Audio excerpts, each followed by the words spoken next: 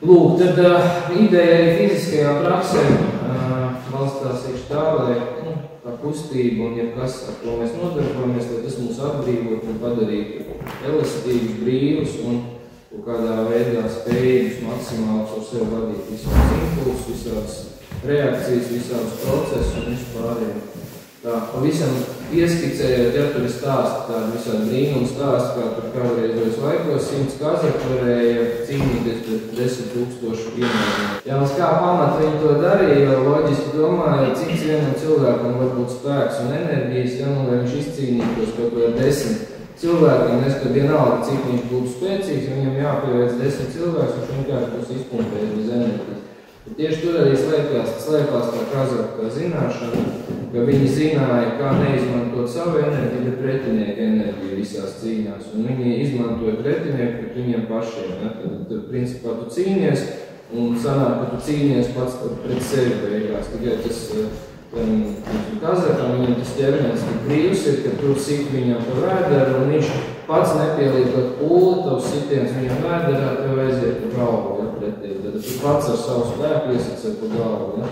Vienkārši tā ir tā impulsu vadīšanas tehnika. To mēs šodien nedarbosimies tik daudz, bet, lai to varētu izdarīt, tev ir jāpanāk to, ka to ķermenis ir pilnībā brīvs, kā nepiespiest. Un jebkurš impuls, kas tev ir iekšā no vienas puses, no otras puses, jebkurš sitiens pa ķermeni, tu viņu absorbē. Vai no otra lieta ir, tu viņu nevis absorbē, bet izlaid cauri jau nākamajā kustībā. Tad refleksu treniņš tāds attiecīgi. Liels, kā mēs sakām, cistērnē, ja, vai apjoms, ja, kurā ieplūst asinis, kas dod barības vielas tajā muskuliem, no muskuļu tālāk uz saiti aiziet ar barību. Ne saites barotas, bet būs stingras un elastīgas, ja, un spēcīgas. Un tieši tā saite, stingrā saite, viņi arī spējas nodrošināt to spēku un izturību. Man teikt, tas, ar kuriem plūst jau tas spēks, ja, agrākos laikos par spēku sauc to, ko šodien visi dēvē par enerģiju. Ja, spēks, enerģija, kā liekas viens un pats, bet pasakot spēks, tas liekas kaut kas tāds nekonkrēts. Spēks ir patiesībā, tas ir tie visi nervu impulsi, kas aktivizē tev ķermeņa šūnas, un šajā gadījumā tev saites aktivizē. Ja, tie nervu impulsi, tas ir mikrostrāvas kā impulsi, ja, kas iet caur mūsu ķermeni.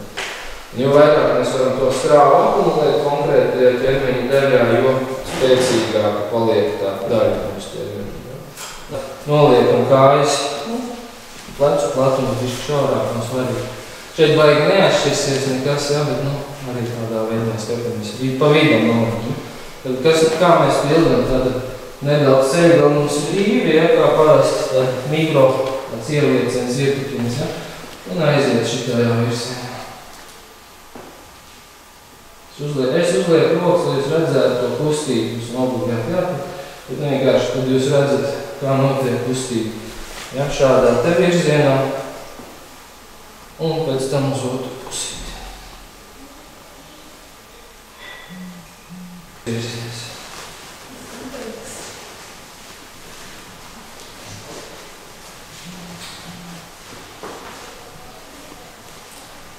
Okay. Tālāk, kad astotnieki ir visi izpildīti, viss ir izdarīts. Pārējiem tālāk pie burnu kauliem, ceļgaliem un kājām un tādām. Uz lai izriņķojam būžu. Jā, paņem uz vienas kājas nostrājumus.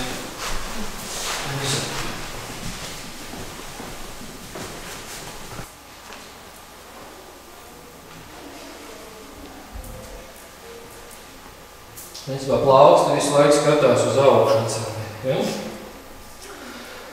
Varētu nolikt glāzi ar ūdeni un ir pietiekami rūpīgi, ka to glāzi neizgāst.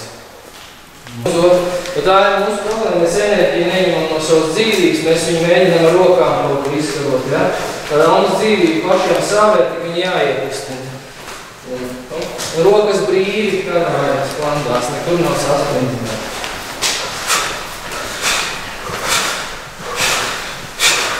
Skatās minimums 15 minūtes.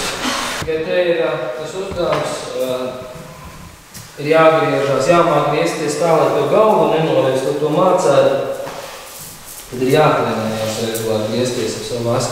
Mēs pavisam vienkārši, mums varam griezties ap savu asu, noliekam rokas uz sāniem, Un aiziet grieziens šitā. Tikai galvu nekustinām, skatāmies, kā bildīgs mainās un griežamies. Uzdevums ir maksimāli ātri, cik vien varam griezties, neuzsiet otram virsū, neuztaisīt avāriju. Un šādā te veidā. Turpinam. Atkal, ja paliek kā vai ne, labi reibodi, tā apstājamies, izricinam rokas vai apguļamies zemē. Jā, tas nozīmē, ka kaut kur bloķējās mums kaut kas.